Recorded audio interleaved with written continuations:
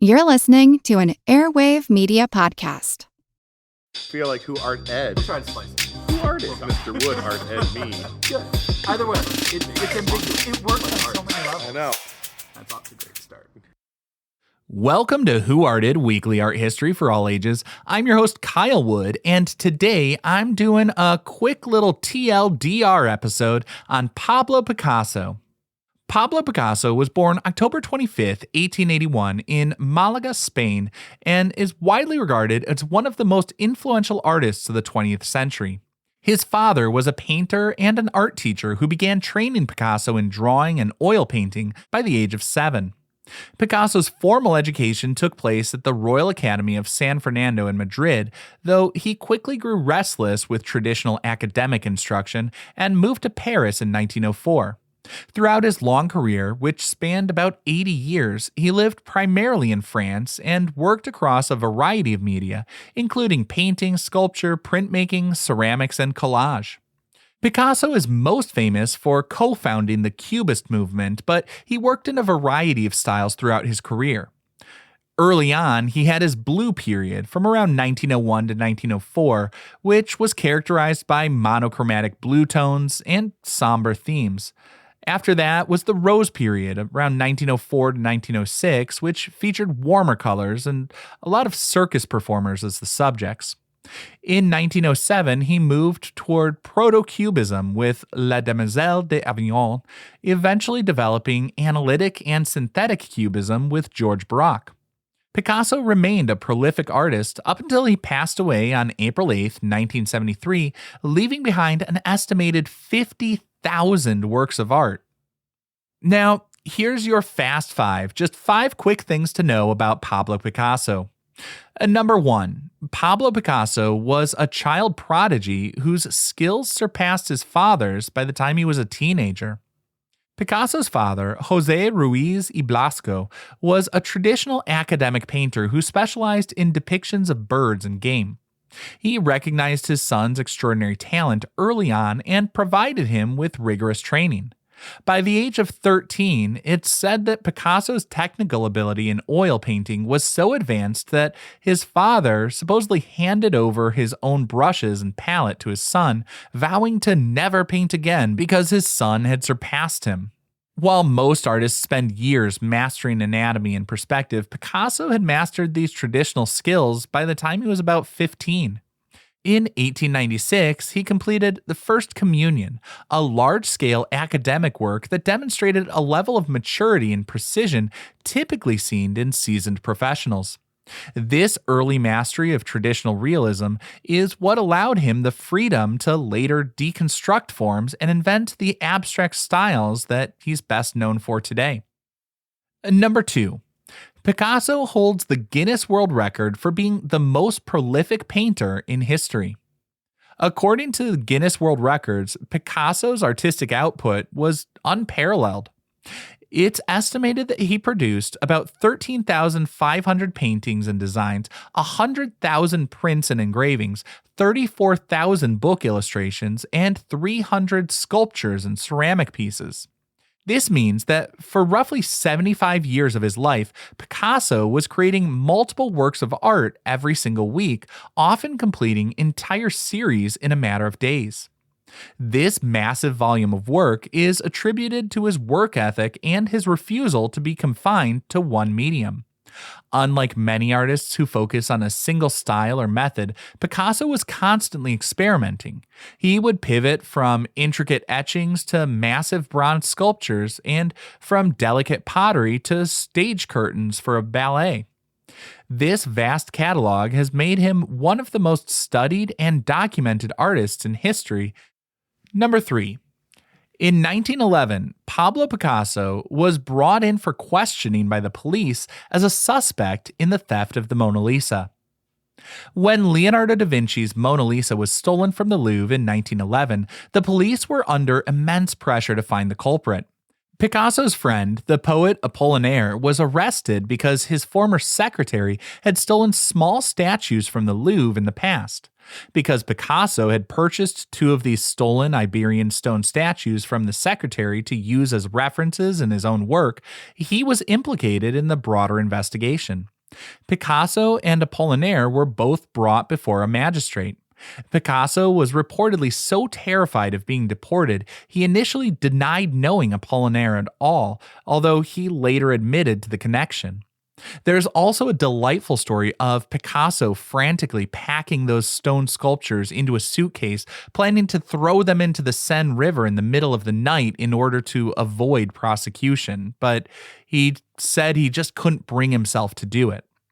The judge eventually realized that neither man had anything to do with the disappearance of the Mona Lisa and dismissed the case against them. The real thief, Vincenzo Peruggia, was caught 2 years later when he tried to sell the painting in Italy. Number 4. Pablo Picasso and his good friend Georges Braque were credited with co-inventing collage as a fine art medium. In 1912, Picasso revolutionized the art world by creating still life with chair caning. This was the birth of synthetic cubism, where instead of just painting objects, the artist incorporated real-world materials onto the canvas. For this specific piece, Picasso glued a piece of oilcloth printed with a cane chair pattern onto an oval canvas and framed it with a real piece of rope. This challenged the traditional idea that art should be a window into a fake reality. By using mass-produced materials like newspapers, wallpaper, and sheet music, Picasso and Braque blurred the line between high art and everyday life. This technique allowed them to represent objects through their textures and signs rather than light and shadow. And the development of collage was a pivotal moment in art history because it paved the way for future movements like Dada, pop art, and modern mixed media installations. And finally, number 5. Later in his life, Picasso dabbled in ceramics at the Madoura Studio. In 1946, while visiting an annual pottery exhibition in France, Picasso met Suzanne and Georges Braque, the owners of the Madoura Pottery Workshop. He began experimenting with clay, discovering that he could apply his Cubist and Surrealist ideas to three-dimensional functional objects. Over the next 25 years, he created over 3,500 unique ceramic designs, ranging from plates and bowls to elaborate pitchers shaped like birds and bulls. Bulls, the animals, not bowls like you would eat out of. Picasso's involvement in ceramics helped to elevate pottery, breaking down distinctions between art and craft. He was particularly interested in making his art more accessible. He authorized the Madoura Studio to create editions, authentic replicas of his ceramic works, so that people who couldn't afford a painting could still own a piece of his art. Today, Picasso's ceramics are highly sought after by museums and collectors worldwide.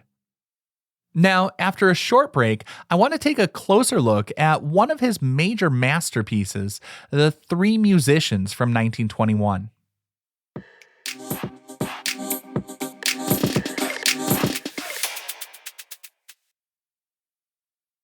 Today, we're looking at The Three Musicians. It's an oil-on-canvas painting from 1921. Actually, technically, this is not just one painting. There are two versions of the painting, one housed at the Museum of Modern Art in New York, and the other at the Philadelphia Museum of Art.